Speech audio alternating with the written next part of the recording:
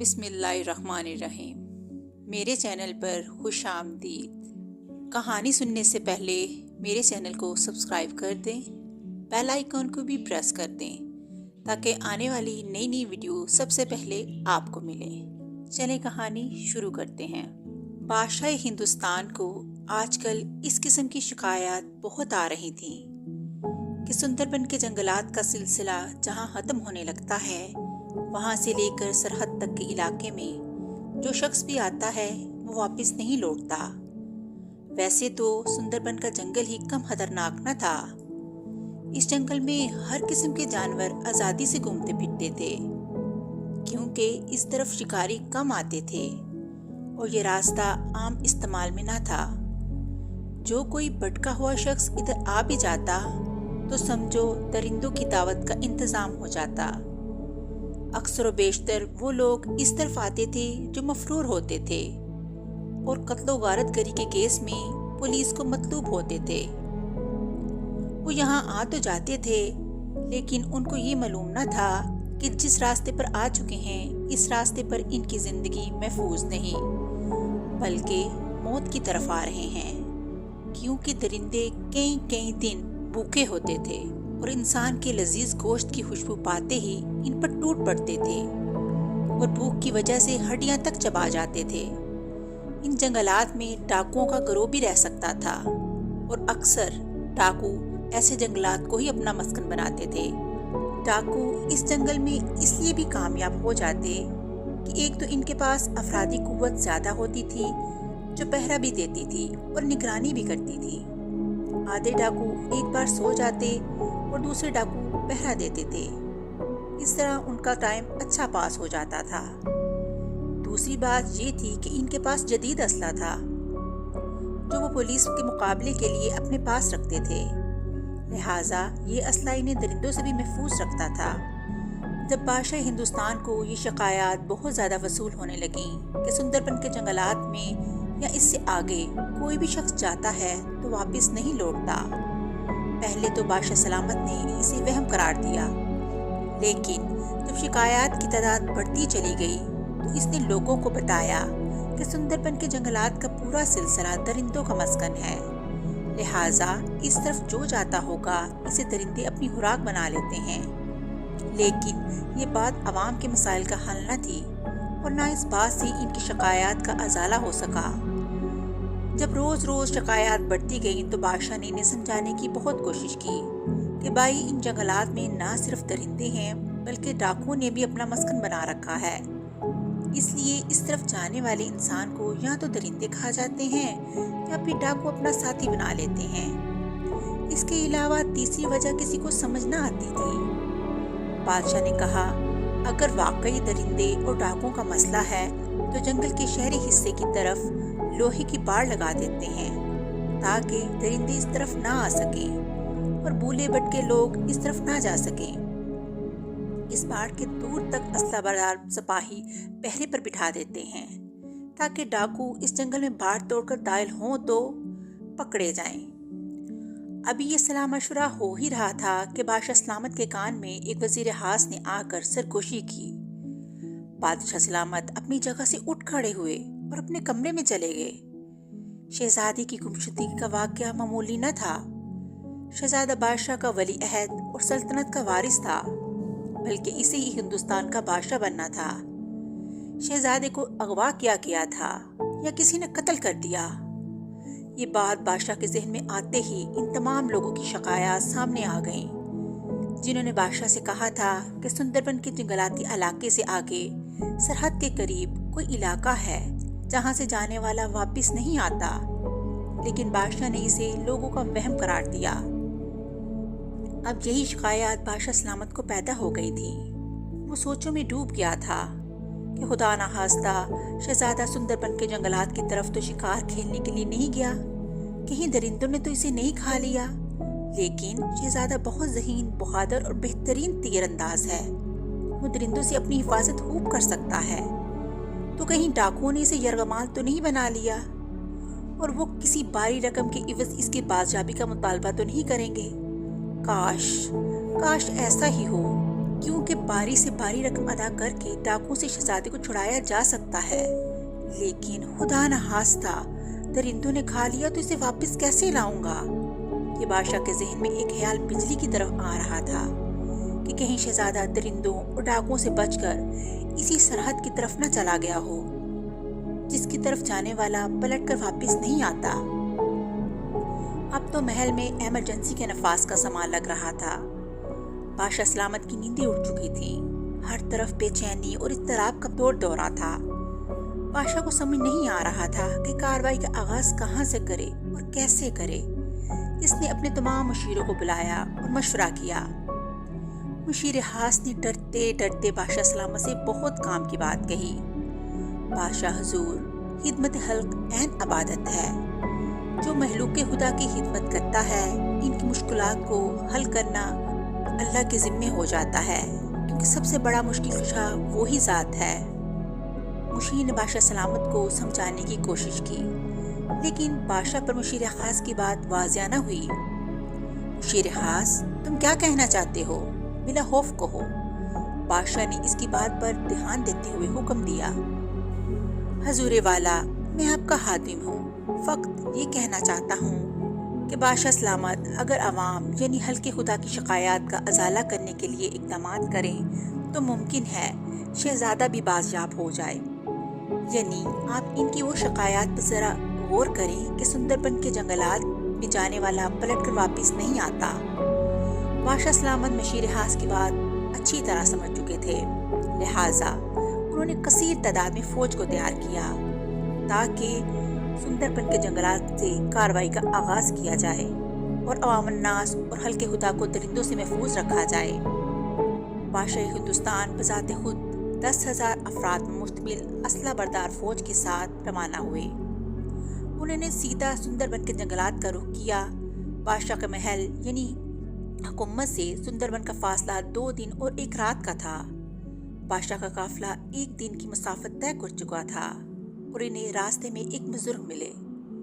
بادشاہ چونکہ دیندار اور نیک تھے، وہ گھوڑے کو روک کر نیچے اترے اور بزرگ کے پاس جا کر کھڑے ہو گئے اور اپنا گھوڑا بطور تحفہ سواری کے لیے پیش کیا۔ بزرگ اس عزت افزائی سے بہت خوش ہوئے، لیکن بادشاہ کے چہرے پر پریشانی کے اثرات دیکھ کر حیران تھے۔ انہوں نے دریافت کیا، بادشاہ سلامت، یہ پریشانی کیسی ہے اور آپ کہاں جا رہے ہیں؟ کیا کسی دشمن فوج سے مقابلے کے لیے جا رہے ہیں؟ بزرگ کا سوال سن کر بادشاہ سلامت نے اپنا مدعا بیان کیا۔ محترم بزرگ، حلقے خدا کی شکایات ہیں کہ سندر بن کا جنگلاتی علاقہ اور ان کی جان و مال کی حفاظت میں رکاوٹ بن رہا ہے۔ درندے ان کے رہائشی افراد کو اپنی خوراک بنا لیتے ہیں اور ان جنگلوں کو مسکن بنانے والے ڈاکوؤں نے مال و زر کو لوٹنا شروع کر دیا ہے۔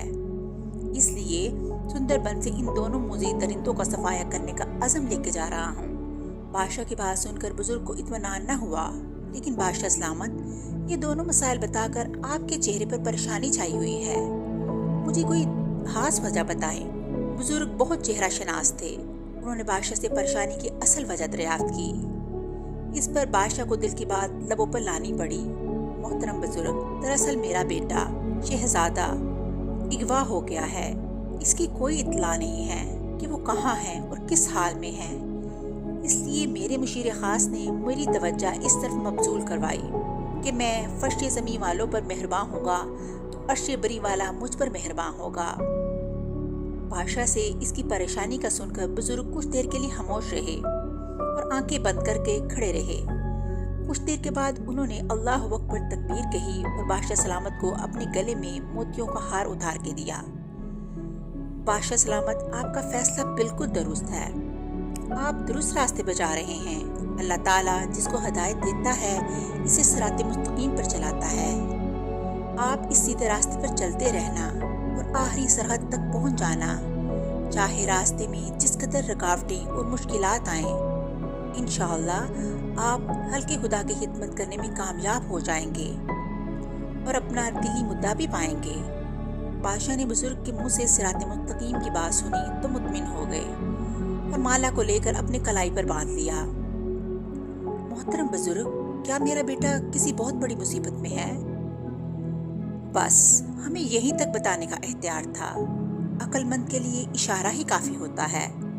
इसलिए अब तुम अपना सफ़र जारी रखो, और हाँ, सफ़र और अपने काम में किसी किस्म की कोताही न करना, वरना नुकसान उठाने का अंदेशा है।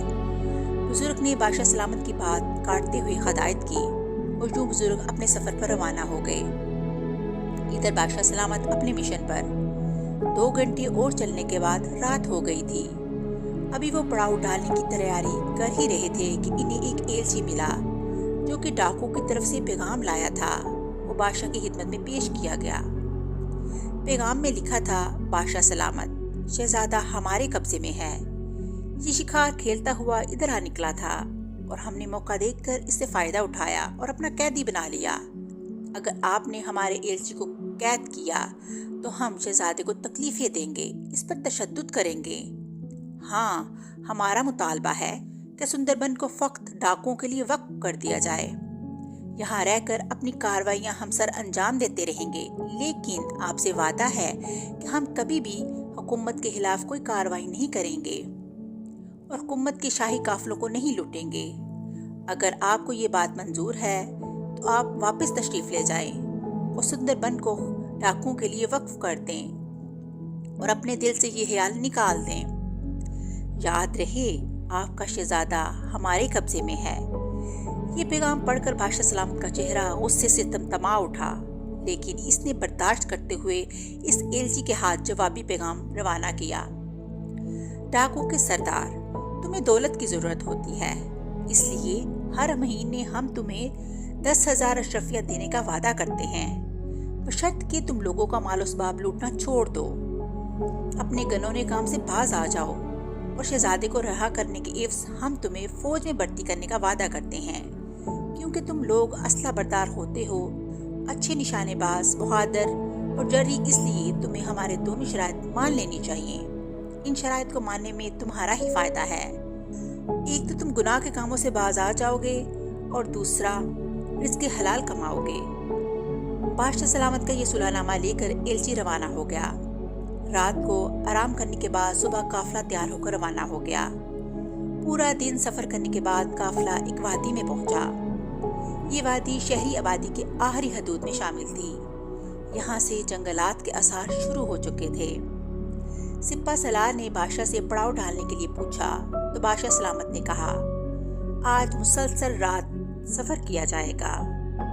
ये पूरी रात सफर तय करने के बाद हमारी मंजिल करीब आ जाएगी, और तब हमें वहीं से कार्रवाई शुरू करनी है। बादशाह सलामत का ऐलान सुनकर सब ने अपने घोड़े और ऊँटों को तैयार किया और उनकी रफ्तार बढ़ा दी। आगे आगे मशल बरदार चल रहे थे ताकि रास्ता नजर आ सके और सफर आसानी से जारी रहे। कुछ देर चलने के बाद एक शख्स, जिसका हुलिया बड़ा अजीबोगरीब था, इसके बाल गर्दो गुबार से उठे हुए थे, इसकी मूंछें और शेव बढ़ी हुई थी। शायद कई सालों से वो ऐसा ही था। फटे पुराने कपड़ों में मलबूस था। अचानक दरख्त के ऊपर से उतरकर काफिले के सामने आ गया। चंद सिपाहियों ने इसे पकड़ना चाहा, लेकिन इसने इशारे से मना करके कहा, मुझे बादशाह सलामत या अमीर कारवां से बात करनी है। सलार ने ये बात बादशाह सलामत तक पहुंचाई, जो काफिले के वस्त में सफर कर रहा था। बादशाह के हुक्म पर इसे बादशाह के सामने पेश किया गया। तुम कौन हो और यहाँ क्या कर रहे हो? मुझसे क्या बात करनी है? बादशाह सलामत ने कई सवाल कर डाले। मैं एक जादूगर हूँ, यहाँ से आगे जाने वालों को तंबीह करता हूँ, और आपसे भी कहता हूँ कि यहाँ से आगे ना जाना, वरना नुकसान में रहोगे। जादूगर की धमकी सुनकर बादशाह को तजस्सुस हुआ कि इस शख्स का इस इलाके में क्या ताल्लुक है। सच सच बताओ कि तुम डाकुओं के साथ तो नहीं हो, तुम इनकी मुखबिरी तो नहीं कर रहे? बादशाह ने जरा गुस्से से दरियाफ्त किया, ना मैं डाकू हूँ ना इनका मुखबिर। मैं तो सुंदरबन से आगे जाने वालों को हदायत करने के लिए कई सालों से इस जगह पर रहता हूँ। मैं इनको समझाता हूँ कि भाई इन जंगलों से आगे मत जाना, वापिस नहीं लौटोगे, लेकिन कोई सुनता ही नहीं, क्योंकि इंसानी फितरत ही अजीब है। जिस चीज से इसको रोका जाए वो ही काम जरूर करता है। जादूगर की बातें अच्छी थीं, इसलिए बादशाह सलामत ने इससे मालूमात के लिए पूछा। اس کا مطلب ہے کہ تمہیں معلوم ہے کہ اس سندربن سے آگے کیا ہے، وہاں کون سی مخلوق رہتی ہے جو جانے والے کو واپس نہیں آنے دیتی۔ بادشاہ سلامت کی بات سن کر جادوگر پہلے خاموش ہو گیا، لیکن پھر خود ہی بتانے پر مجبور ہو گیا، کیونکہ ایک تلوار بردار سپاہی نے اس کی گردن پر تلوار رکھی ہوئی تھی۔ کہانی کا بقیہ حصہ اگلی قسط میں سنایا جائے گا۔ تب تک کے لیے اللہ حافظ۔